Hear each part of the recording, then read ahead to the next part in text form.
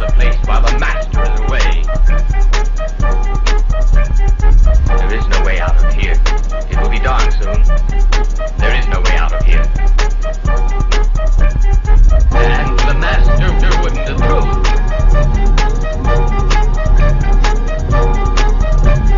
And the master wouldn't approve.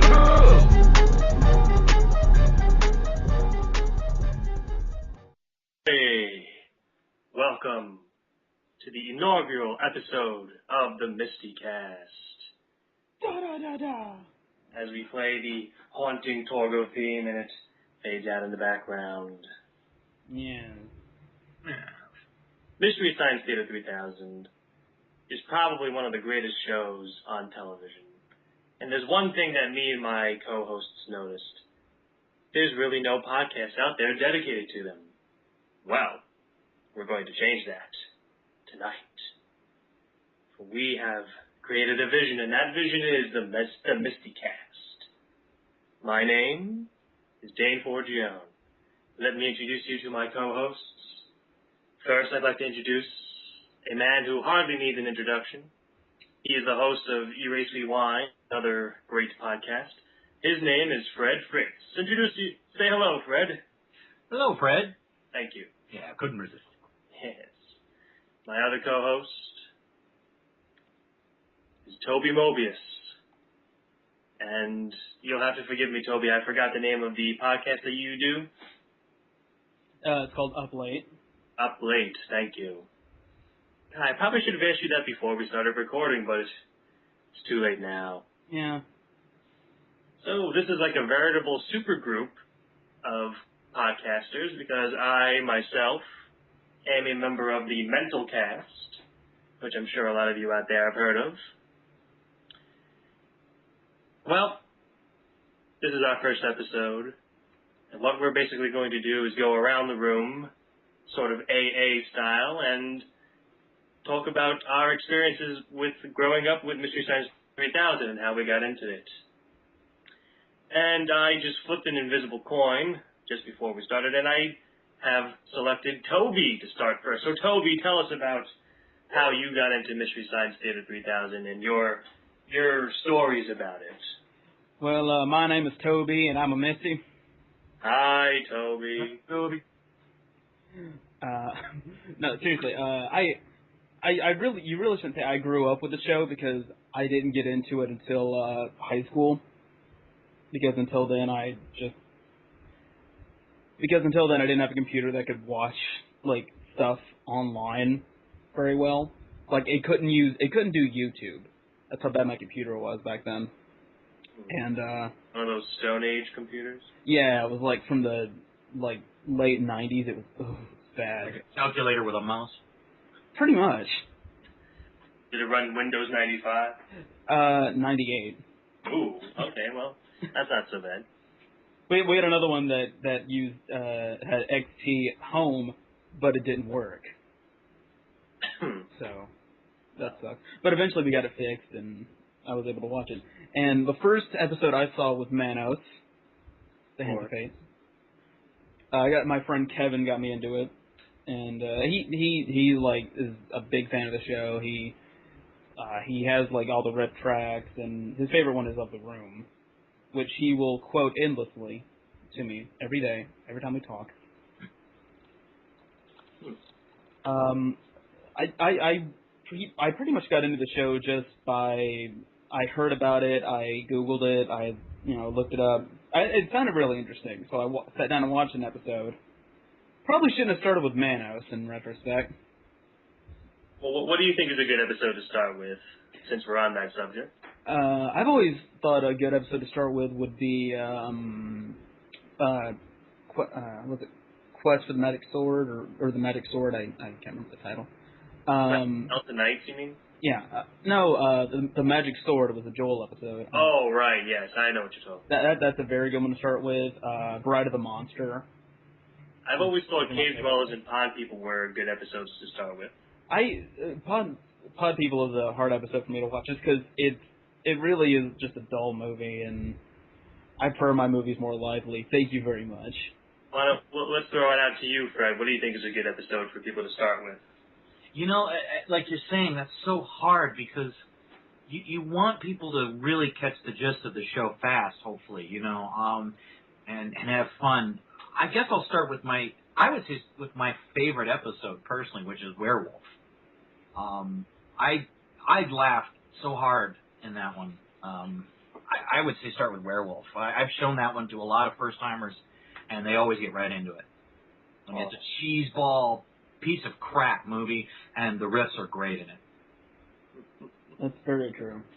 Yeah, it's real. So I always try to start with, I know it's stacking the deck, obviously, but that's a real good one to start with. All right, go on, Toby, my dear boy. Let's see. Since I got into the show, I started getting into the process of riffing. I do like fan fiction riffs and stuff. I think I've become pretty good at it, and now I'm the host of Masterpiece Fanfic Theater, so I basically get to do riff videos, and that's pretty fun. Speaking of riffing, one of our future guests made his own Mystery Science Theater 3000 video, and we will be interviewing him in November. It's Linkara from That Guy with the Glasses. He is a man. He is a manly man. Wears a pretty hat, too. Yes, indeed. Fires a magic gun, I believe. Yeah. Where'd he purchase that? eBay. I was going to say Amazon, but eBay sounds more plausible. I actually think that's what he jokingly answered, though. Yeah, that's like the joke. Like, where do I get myself? eBay. eBay. Oh, so then that joke just went right over my head. Yeah. Yeah, that's the sound it made. Yes. It's a very heavy joke. Yes, it felt like a ton of bricks. Well, so that would sound like this. Yes. But how did you first come upon Mystery Science Theater 3000? Well, for me, it was definitely Comedy Central, and I believe now I have to confess this is terrible, but at the time I could have cared less what the movies were that they were riffing on, so I never really paid attention very closely. But the first one I believe was Rocket Ship XM. I'm pretty sure it was the first one. The first one with Kevin Murphy as Tom Servo. Yeah. Which I learned later, of course. When I first started watching the show, I just watched it because this show was hilarious. I bumped into it, and I'm like, why are these guys talking over the movie?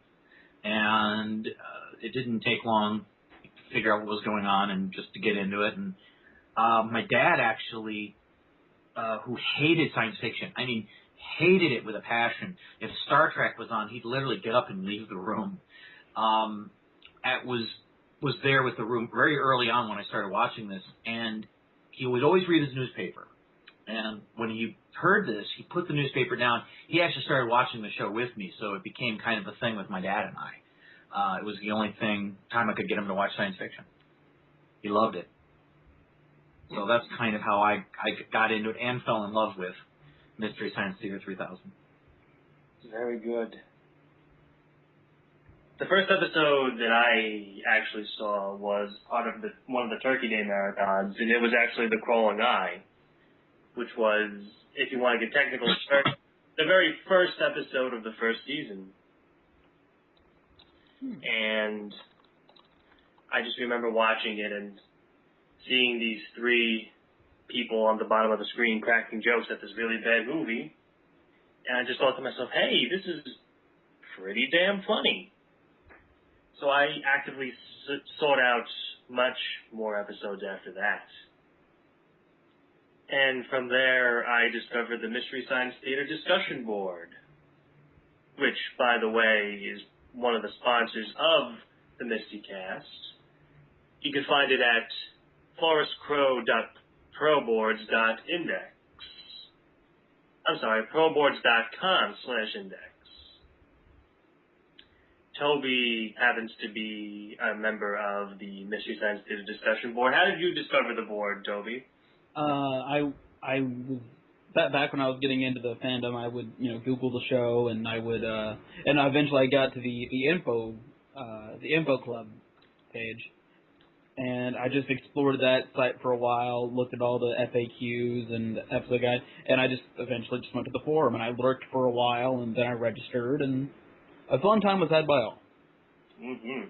I used to be a part of the Sci-Fi Channel board, but then that thing just fell to pieces. It was, after a while, like, there was nobody left who was actually talking about Mystery Science Theater. It was all like spam bots and things of that nature. Well, they had terrible moderation on those boards. Like, seriously, it was the worst. Just abomination. But now, we brought up Tom Servo's voice, and here's a fun little thing to get into it for the first episode, a nice little debate. I did not like the original voice of Tom Servo, Josh Weinstein. I don't know, I guess something about it just grated on me. I thought it was kind of annoying. I thought Kevin Murphy was the definitive Tom Servo. What do you two think? I don't want to. It's funny for me. I guess this goes back to original crew versus newer crew. Because you have those little changes as the show went on. But the Joel versus Mike thing, when the change first happened, I won't lie, I was an avowed Joel fan, and I wouldn't give Nelson the time of day. I wouldn't watch him. And now, years later, since I'm going backwards, and I'm rewatching all these insane, Mike is undoubtedly my favorite now. And I think that just for bias and just watching all these now, I have to go with Kevin Murphy and Bill Corbett and Mike Nelson. The three of them together, it's pure gold. They just work perfect. I never really had a preference for Mike or Joel. It didn't really matter to me who was the main human, as long as the episode was funny. Well, I'm only talking about dynamic between the three, though. I'm not just talking about better leader. I think that there's something, like, Joel is good for his style of humor, and I'm not saying I dislike Joel now. I still love Joel. But if you're talking dynamic between the characters and the way they riff together, I just think Mike and Kevin and Bill, they have a rapport. And it's kind of obvious, just the way they talk, whereas Joel felt like he was just doing one-offs to me. And Mike and Kevin and Bill were part of the film crew, and which they went on to, yeah. Yes, that's actually another thing we'll be talking about on the MSTieCast, not just Mystery Science Theater, but all the other offshoots, such as Riff Tracks and Cinematic Titanic and the film crew. I haven't seen any of the Cinematic Titanic yet. Have you, gentlemen? I have not. I saw the first two. Did you see them live? No, I saw them via torrent. Okay. I haven't seen via torrent, and I want to go see them live at some point. But for some reason, they have a very strong aversion to Georgia. I don't know why. They were actually in Manhattan yesterday. Yeah, I learned this too late, but they were actually in the Big Apple at the Best Buy Theater, and what did they... Oh, they riffed East Meets Watts. I don't know if anybody's heard of that movie, but that's the movie that they apparently riffed. No, I never heard of that one. I've only heard about it because I follow like the Info Club page, and they talk about the shows and whatnot. Well, hopefully there'll be some in New York sometime soon. Yeah, they did hit Detroit, but I missed it. Rats. And they only come around here if they all decide to go to Dragon Con. If but one person decides they don't want to go to Dragon Con, they're all screwed. Yeah, pretty much. Well, we're screwed. They're fine. Along with all that, we'll be talking about people who created their own fan videos, their own fan listings. Yeah, that's going back to Linkara. And also, Toby, if I'm not mistaken, you contacted somebody who created a fan video, and they're going to be on the show as well. You can give us a little bit more detail? Yeah, his name is Mike Hagan. He's the producer. He did Mystery Fandom Theater, which you can find online at MST3K.com. You can also download the first 3 rippings they've done. They've done 3, and their set is so freaking elaborate. They have constructed a pretty much complete replica of the Satellite of Love set. See, I like the fans that really put in the dedication to not only just the riffing, but also the sets, too. Yeah. Yeah. Whoops, sorry, Toby, go ahead. Oh, no, go ahead. No. I was just going to say, one of the coolest things I ever saw was I was at an anime con in, it's called Otakon in Baltimore, Maryland. And they actually did a full-on MST presentation of a really bad anime. And, I mean, they had built to scale. They were identical. I actually asked them if they had, like, purchased them from a Mystery Science Theater store or something. They were really amazing, and the show was perfectly executed. They did it live, and besides, of course, voices, which a couple of them were pretty close, I couldn't have distinguished between an MST episode and what they performed there, had I not known, of course. Did you say an MST3K store? Yeah, in other words... Oh, yeah, it's right next to the Orange Julius. You can't miss it. Well, like an online store, of course. I'm referring to like a Props or... I know, These were perfectly done. These were perfectly done. Well, the teasing would have worked had there not been things like that on the internet, so... Right. We have a whole... Oh, I'm sorry. No, go ahead, I'm sorry. We have a whole guests that we have already gotten word that we will, in fact, have them on the show. Yeah. A nice mixed bag of people. For starters, we're going to have the cinema snob, Brad Jones, from That Guy with the Glasses, as well as Josh Hadley from Radio Joe. Both of them big Mystery Science Theater fans. If anybody watches videos, you'll notice on occasion he breaks out into Mystery Science Theater style riffing. Which his show is very much like anyway. Pretty much, yeah. In fact, sort of a topical thing, he just did Child Bride, which is one of the films that the show passed up because it was too disgusting. Oh, yeah, I've seen the interview where Kevin Murphy's talking about Child Bride, and he was just like, I had to take a shower after watching that movie. I'm not going to say its name, but it's about child brides. Yeah. Kevin Murphy in an interview. That was a funny one. Actually, Brad uses that clip in the review. Oh, did he? I don't remember. Yeah, and he like says, well, the Mystery Science Theater people said they'd never do this film, and then they show the clip. Oh, yeah, you're right. I remember now. They did show the clip. I forgot. If I want real film critics, I'll watch the Nostalgia Critic. Thank you very much. Yes, thank you, servant. Well, I can see why they do that one. Probably best they didn't. Along with Brad and Josh, we've booked 2 pretty awesome guests, in my opinion. Yeah. The first one will be coming fairly soon. He's making the sequel to Manos, the Hands of Fate. He can be found at torgolives.com. And his name is Rupert Talbert Munch, Sr., who not only plays Torgo, but he's directing, writing, producing, blah, blah, blah, blah, blah. You may know him better as the guy that annoyed the heck out of Mike and the Riff Tracks crew in that video. I remember watching that video, and at first, Bill and Kevin and Mike were like, oh, hey, look, it's Torgo, cool. But then by the end, it's just like, okay, Torgo, go away now. You're starting to bug me, man. Does this bug you? I'm not touching you. Those were pretty funny videos, too. They were. I really liked the Master Returns video where he had the guy dressed like the Master. Oh, yeah, the one that does the weird tricks. Yeah, the hand stuff was awesome. He's actually, it's funny you say that, the guy who played the Master in the original movie, Tom Neiman, is actually going to be reprising the sequel. Yeah, that amazed me, and Debbie, too. Well, Debbie is... Oh, yes, right, Debbie.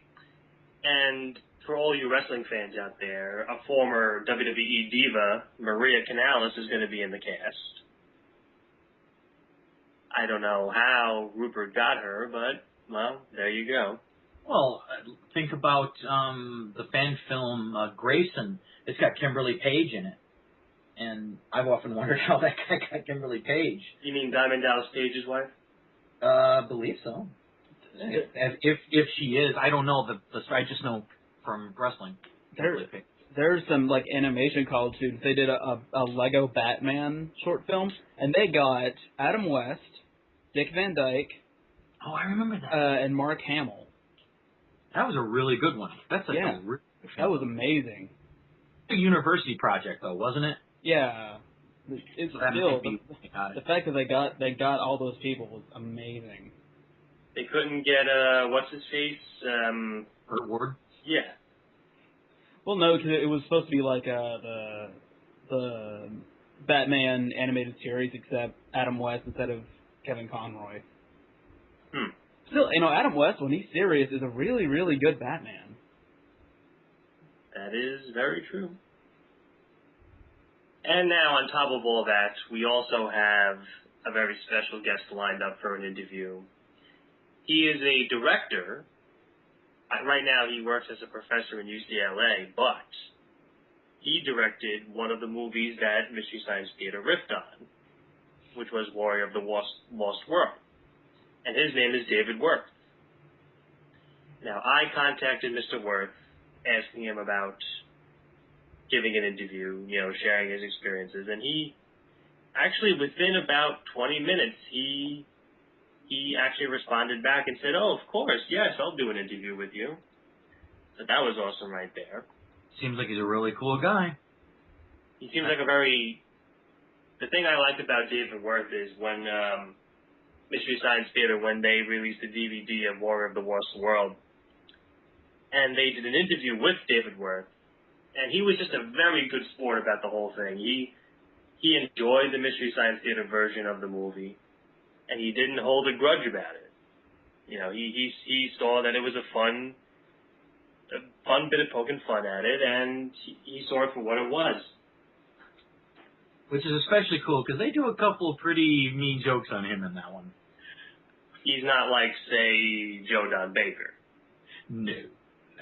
Or what interested me was when I looked up his filmography, and he's directed a lot of movies, and he's the director of probably one of the most mocked movies on the internet, which is Shark Attack 3 Megalodon.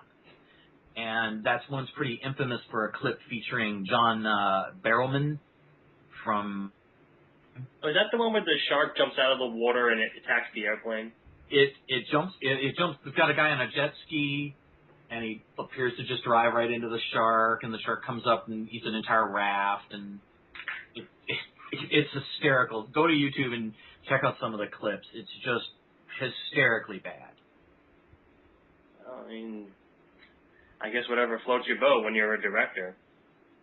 I think it's interesting. I mean, he's still directing movies that are becoming sort of internet memes. Yes.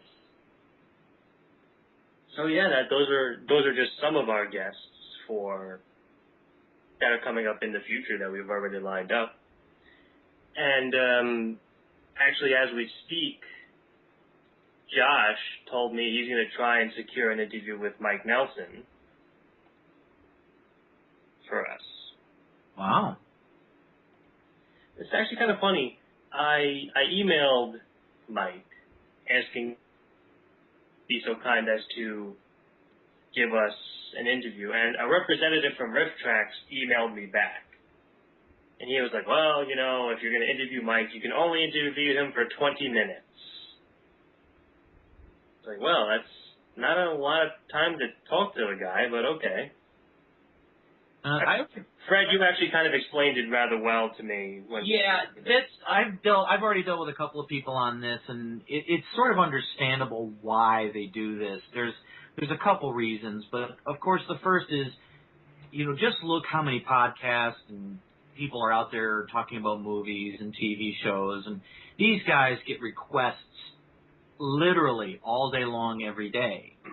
And if they didn't keep it, like they didn't tell them, okay, well, if we do it, it has to be a certain amount of time, they would want to go on and on and on. And so someone like Mike Nelson, let's say, goes onto a podcast, he doesn't know anything about it, he can't research them all. You know, it's impossible. He can't possibly research them all.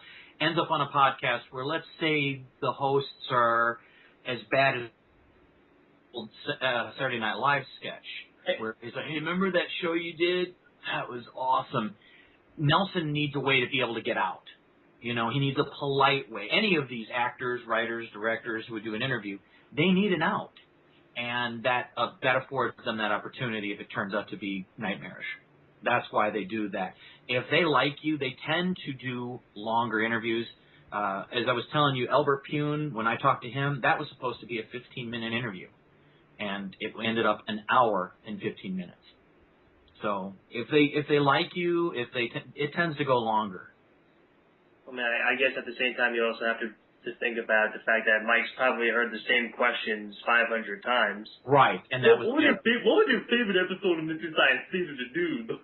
What's the worst movie you've ever, you know? So we're gonna try to. And Mr. Nelson, if you're listening, if doubt it, but if anybody's listening, your agent or your dog or whatever, we'll try to come up with better questions. I think we all know that Mike's a cat person. Thank you very much. Well, I think the dog just ate the cat recently. Oh, I see. Okay. Yeah, so I just had heard that. So. Hey, Toby, what happened? You kind of got silent on us. Right? Yeah, sorry about that. I was actually setting up the Tumblr so we can post episodes up on there. All right then. Well, good work there. I was working. What were you doing? We were talking about stuff. Oh. And it will be a little more focused too, people. We're just talking about our love and what's coming up on the show. Yeah, this is the first episode. We're just ironing out the wrinkles. Yeah. No, I think Nelson will do it, and I think he'll have a good time if he comes on the show. I really do. I think. I would really love. I don't see many or hear many interviews with Murphy or Corbett. I would love to talk to those two. I personally would love to. Well, I will definitely put out my feelers to Mr. Murphy and Mr. Corbett, and we'll see what they say. Yeah. Speaking of guests, I want to pose this to all the members of the Mystery Science Theater discussion board. If any of you would ever like to be a guest on this show, please feel free to email me at nyguy322@yahoo.com. You know, anybody like Sky Rocketeer or any of you fine ladies and gentlemen, if you'd like to be on this fine podcast to talk about your love of Mystery Science Theater, please don't hesitate to email. But you only get 20 minutes. That's right. After 20 minutes, then we kick you off. Actually, we're allowed to kick you off at any point. Well, we're going to play the Nelson Factor. This will now be called the Nelson Factor. So It'll kind of be like the podcast version of The Gong Show. Only this time it'll be movie sign. Yes. Yep. Once you hear, you need to leave. Mm-hmm. A lot of people probably don't realize this, but Dane actually built Toby and I just for this podcast. Yeah. It was a labor of love, I have to tell you. Yeah, see, I'm made from a water cooler, a little mini water cooler, and a door alarm. True story. I'm a Hodge. I can't recognize any of this. Well, I made you out of bits and pieces of Rosie O'Donnell. Oh, dear heavens. Yeah, I'm sorry. I apologize for that. I'll give you a better body next time. Well, I was gonna try jumping in the ocean, but that floats. No wonder I have such a love of Madonna music. I was wondering about that. Yes. And a failed talk show. And a sitcom that ended weirdly. Yes. Not as bad as Elf, but close. Elf wasn't that bad. Oh, Elf ended on a downer, though. Oh, well, yeah, that's true. You're not counting the movie they made later, are you? No one counts the movie. Yeah. Not even the people who made the movie. Yeah. Or the cartoon, for that matter. The cartoon was a prequel, so. Well, it only ended as a downer because it got canceled, but which happens to a lot of shows, unfortunately. Speaking of bad movies, on occasion, myself and Toby and Fred will have a little segment where we'll be riffing movies. we'll take about a 10-15 minute snippet of a movie.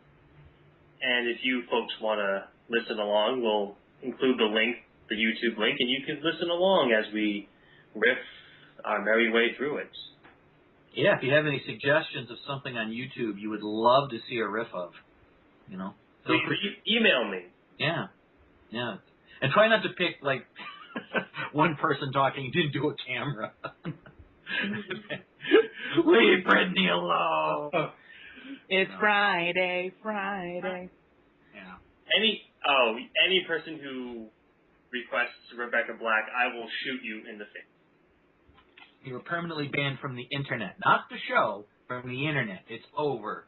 All right? You better have all your Sarah Michelle Gellar photos downloaded. It's over. Get all your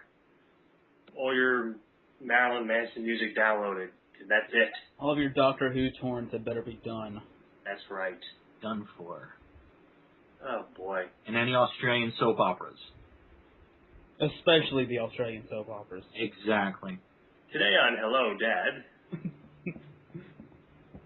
Wait. Why don't we, since we're getting off track a little bit, why don't we get back on track? Let's throw out another discussion point. Comedy Central era versus the sci-fi era. I'm just going to say both are equally fine with me. I mean, it's more the movie than the era for me. Well, here's something that I noticed about both of those eras. With the Comedy Central era, you know, the guys seemed like they were having just a good time riffing of bad movies. It's like, look at this movie, it's so bad. Let's riff and laugh along with it. Did you notice though that in the sci-fi era, the guys just got more and more angry about the movies? They'd just be like, "Oh my God, this movie's horrible. I want to shoot a baby." If I may, I'm going to say no, personally. I mean, they seemed more uniformed by the time they hit the Sci-Fi Channel. I'll say that, but I didn't know they were more angry. I would say yes, because I did notice that, but I also noticed there is sort of an end story explanation for this. They've been away for like 1,000 years or like 500 years. Well, of being spirit people. If you don't count that, since he got, if I recall correctly, he got bored of being a star child after 5 minutes, and he came back to the side. Crow did, but Crow's a little insane, so. Yes. But everyone else, you know, they were having fun of the Into the Universe, and then they got dragged back to the satellite for some vaguely defined reason. Well, maybe there is another reason. I mean, in the documentary that's featured, I think it's on the 20th anniversary box set. It's the set with Werewolf and Future War and a couple others. You can get the documentary. It's a 3 or 4 part documentary, but they talk about how when Joel left, and Joel was talking about this, that he thought the show was already heading in a direction that wasn't as loose as he enjoyed. That it was becoming more, there were more demands to do certain types of movies, certain types of jokes, and so perhaps that could be into what you're talking about, Dane. That's why Joel left. He just didn't, he thought it was leaving what the show originally was in his mind and in his heart. Yes. So perhaps it's just something I never really noticed. As I said, I'm not the guy that can give you every little piece of nuance and about these shows. I really do watch them to laugh. That's my end of it, and it was something I connected with my father on, and later just took friends to and introduced them to, just to laugh. Well, let me see if I can back up my argument with a for instance. Let me think about it this way. When the guys riffed Manos the Hands of Fate, their reaction was basically to cry in pain of how bad the movie was. When they were riffing Invasion of the Neptune Men, by the end of the movie they were just getting increasingly more angry and frustrated about how bad the movie was. And as you saw in the episode, Crow and Tom just started to go totally ballistic about it. I guess that's where I was coming from with my argument. Okay. I wouldn't dispute it by any stretch. I would say I didn't notice it. There's a lot. You were talking about Joel leaving the show. There's been a lot of controversy about why exactly he did leave the show. Mm-hmm. I mean, before, the accepted version was that, Joel was just getting tired of the show and he wanted to move on. But in the later years, a lot of it came from the fact that apparently him and Jim Mallon didn't see eye to eye about everything. Excuse me. God bless you. Yeah. And that Joel and Jim don't exactly like each other anymore, and that's one of the reasons why Joel left. That, it does seem to be hinted at in the documentary. I mean, Joel's a little more honest. He does say he wanted to move on, and I think we could all see that, especially he started MST because he felt like he wasn't doing anything creative. That's why he started it in the first place. He was tired of stand-up. It felt too repetitious. He wanted something fresh, something different. So the notion that he left Mystery Science Theater 3000 for the same reason, that doesn't seem too illogical, given how I started it. But, yeah, there does seem to be some bad blood. Even the way he hesitates in some of the questions on this documentary, even though he does say he didn't like the direction the show was going in, you can tell there's something there. There is something there. I believe so. I noticed that, I watched Joel do stand-up on the Young Rising Stars of Comedy thing that John Candy hosted. Oh, yeah, that was a good show. And Joel was very funny, I thought. Yeah. That's just my opinion. Joel Hodgson's Secret Agent. Yes. Yeah, I used to love those. That was actually how that's another reason I think I stopped and watched that on Comedy Central is I had seen Joel do stand-up first. There were lots of VHSs back then, with stand-ups, and he was one of them. He was also featured on Saturday Night Live, as I recall, too. Yes, he did some stand-up on a couple of episodes. Yeah. He did Letterman, I think. Yes, I times. believe Toby is correct. I believe he did do Letterman as well. Yes. So. Speaking of Jim Mallon, we all know that Jim tried to resurrect Mystery Science Theater, albeit in animated form. And it sucked. Website. Yeah, it's. You know what I always thought would have been interesting? What's that? If someone would do an animated version of MST3K, where they riff on cartoons. Yeah. You know something, Toby? If I remember correctly, somebody on the discussion board was going to make a fan series where it focused on them riffing just animated movies. I don't know. I don't remember who it was off the top of my head. If anybody can email me who exactly it was that had the idea, that would be great. But I remember thinking it was a great idea, but then they just abandoned it. Well, remember I told you the anime con I went to, the Otakon, they did that there. They did MD Geist, one of the, is that a terrible anime? There are these guys around here called Wasabi Anime, and they do mystery anime theater, where they riff on these two Sailor Moon movies, because no one in America owns them, so they can get away with showing it without having to pay royalties. I guess nobody in Japan gives a crap, huh? No, they won't give anyone in America the license anymore because we screwed up so bad with the dub last time. Jeez. You mean Deke didn't do right by Sailor Moon? No. Just because they screwed up with Godzilla, that means that they had to take it out on everybody else? Yeah.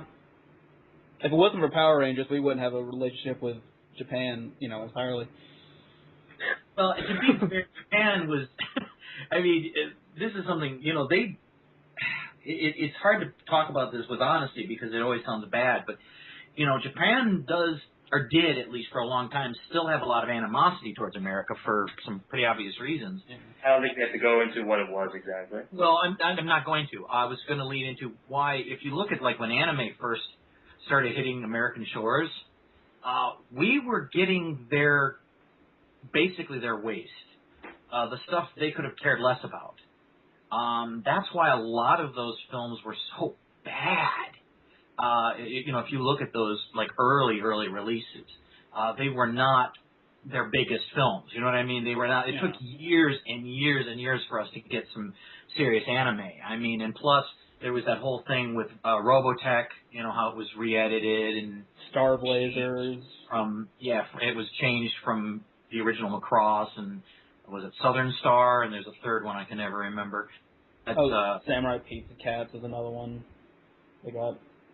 Yeah, well, that's kind of like how Mystery Science Theater episodes like Invasion of the Neptune Men and the Space Children, Fugitive Alien, were notoriously known as being really bad episodes.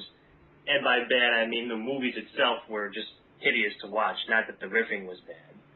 Well, there's something, if we can go on to a topic, because we brought up Manos, The Hands of Fate, and I believe I don't know if I told Toby this or you, Dane, but that's one of the few MSTs I really don't enjoy all that much, because, like, it starts really solid. You know, the first half hour is very funny.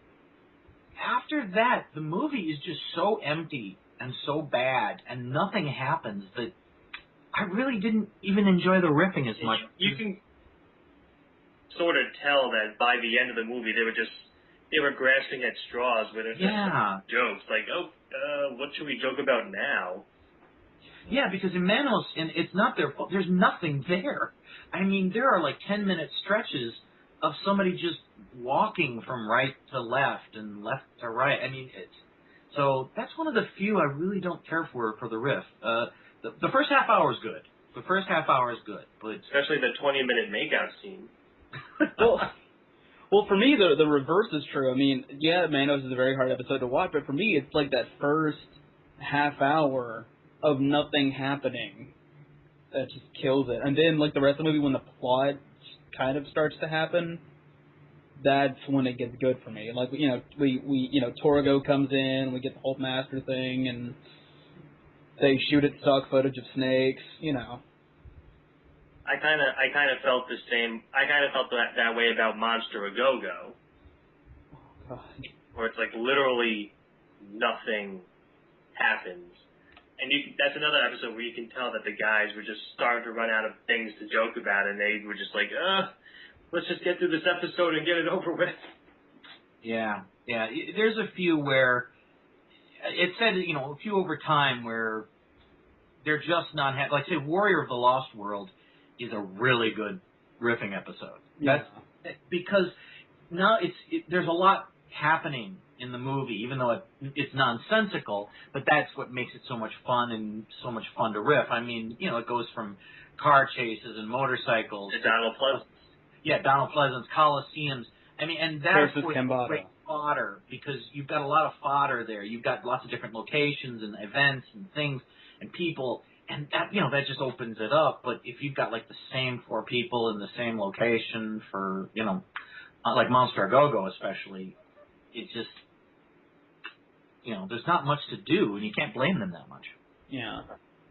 I think that's one of the reasons that Werewolf works so well as a movie, because it changes locations and plots like every 15 minutes. And that's definitely one of them shows that's WTF a lot. Like, why is that person changing? And now they're changing. And that scene of the guy driving, turning into a werewolf, is probably the funniest scene in that whole flipping film. I mean, it just goes on forever, and you just can't help but laugh. Yeah. Let me ask you this. Did Mystery Science Theater riffing on Shakespeare work? As you know, they riffed on Hamlet. Oh. That was another one of those episodes where you can tell they were just like, oh, we probably shouldn't have picked this one because there's nothing going on here. See, now, here you go. This will probably be the most telling statement of all. I don't remember it well enough. Oh, there we go. Exactly. Like, yeah. I own it. I desperately think of the jokes, and I can't even. Wow, like, it's blanking. Like, I have the DVD from Gary Bacon, Skyronider, I think that's how it's pronounced. I got it from him. Skyrontier, I'm not sure. Well, to me, he's just Gary Bacon. I'm sorry. Codename Scary Bacon. He's the guy with brain. He's the guy with brain guy on his mailing label. But speaking of movie, before we continue, I just want to say Sky is the definitive source for getting copies of Mystery Science Theater episodes. As you know, they run contests on the discussion board where the prize is a couple of episodes from Sky himself. So thank you, Sky. Yeah. I'm sorry, Toby. Please do go on. No, look, I was gonna plug him myself, but you did it for me. He is responsible for more than half of my collection, so you know. Hey, I'd actually like to have him on the show. Yeah, I would too. That'd be great. Well, one of the things that was debated about the movie, Mystery Science Theater 3000, the movie, with This Island Earth, was a lot of people felt they picked too good of a science fiction film in that case, you know. So it does seem to be that the bad films are the better. It's not necessarily the only, as RiffTrax has proven. Yeah. You know, RiffTrax has proven they can do. In fact, that's primarily what they do, is big movies. Yeah, but doing Thor now. Yeah, I would have to say that, though I do tend to, even with RiffTrax, when I buy a RiffTrax, I do tend to look for the oddballs more than I do. Like the one they had the fans actually write, Batman and Robin, where they had everybody submit one joke for the Batman and Robin RiffTrax. If you haven't heard that, people, seriously, go buy it. It is jam-packed with more jokes than any RiffTrax episode ever. It really Brett is. and I are working on a RiffTrax ourselves. Oh. Yeah, if I get off my butt, I apologize. It's my fault, not Dane's. We haven't quite gotten there yet. But I'm trying to get a show off the ground and get Erase Rewind back on the air. But it will happen, and I think Dane and I are going to have a lot of fun with that one. We're going to be riff-tracking the Twilight Zone movie. Oh, nice. Yep. And hopefully we can put a little different flavor to each segment. So that's going to be the real challenge. I actually really want to get someone, like a really big Whovian, and I really want to do the 60s Doctor Who movies with Peter Cushing. That's hysterical. Dane and I actually discussed those. That would be amazing, because those are deserving. Like, they're not that bad. They're just really, you know, it's 60s cheese with Peter Cushing. Oh, yeah. As the human Doctor Who and his TARDIS. Well, perhaps we could help you out with that. Have you ever seen those, Dane? No, but I'll definitely track it down if it means we could help Toby out with his riff track. They're still pretty available, or at least findable. But be prepared. They're nothing like the show Doctor Who. I mean, They're completely different. Yeah, the Doctor is like a doddering old man as opposed to... He's like the doddering old scientist, grandpa character. Yeah, and it's based on a serial from the show, The Daleks, the first one is. And they change a lot. Like, he's a human. The TARDIS isn't bigger on the inside. It's just called the TARDIS. No capital letters. Just TARDIS. They never explain why it's called that either. So the stuff with the Daleks is pretty dark, though. Yeah. Especially with the second film, Invasion Earth, I think. Yeah, it's like really 2065. Yeah, that's the one. It's bleak, man. I mean, yeah. But, it's probably the inspiration for the darker Dalek episodes later, too. Yeah, and funnier story. The guy who played the policeman, the constable in the second film, played Wilfred Mott, the Donna's grandfather in the new series. Oh, okay. Interesting. Yeah. Yeah. Looking at the clock on the wall, I believe we've gone about an hour. I think we started a little after 11, and it's almost 12 o'clock. Actually, we're at like 45 minutes. Oh, 45? That's what I showed, too. I see. Because according to the clock on Skype, we didn't start talking until like 10 minutes in, or doing the show until 10 minutes in, and it's 56 minutes in. I'm very bad with time. I'm even worse, so don't sweat it. Well, since this is the first episode, we can probably end it here. But most episodes in the future will go for about an hour. Okay. Now, I guess we can fill a couple more minutes by talking about what we'll be discussing within the next few episodes. We're probably going to have Rupert on fairly soon for a discussion about Manos, the Hands of Fate. We'll be talking all things Manos, including the sequel. And we'll be discussing both hands. Not just one, but both. The right hand was getting a little upset, so we had to include it. Yeah. We're going to be talking about the Mystery Science Theater 3000 movie and the way it got dragged through the mud by Universal Pictures. No kidding. We're also going to be talking about, with Josh and Brad, Mystery Science Theater episodes where movies from the 70s and 80s were riffed. This was at the request of Josh, who said he wanted to talk about that. And, of course, like I said, we'll be talking to David Worth in the near future.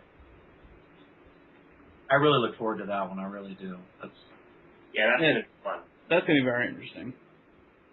Now, I'm going to throw this out to all of you out there. If there's any specific episode you'd like to hear talked about, any sort of theme, anything at all that you'd like to hear in a future episode, email us.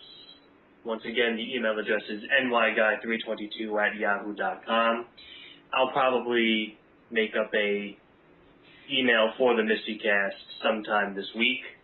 So for the future, you could email that email address. And episodes will be found online at tumblr.com/MSTieCast. All right. And maybe I should plug your shows, too, and where they can see them. Yes, you can see the MentalCast at www.mentalcast.com. You can listen to my show at blip.tv/up-late. My main site is going to be movieapocalypse.com, and that's movie and apocalypse spelled just like it sounds. But if you want to hear Erase Rewind right now, you can get there from the Movie Apocalypse site, but the Erase Rewind site will be at eraserewindpodcast.wordpress.com. All right. Well, with that out of the way, let's give a big thank you to everybody for listening. And we will catch you next week on the MSTieCast. Take it away, Torgo.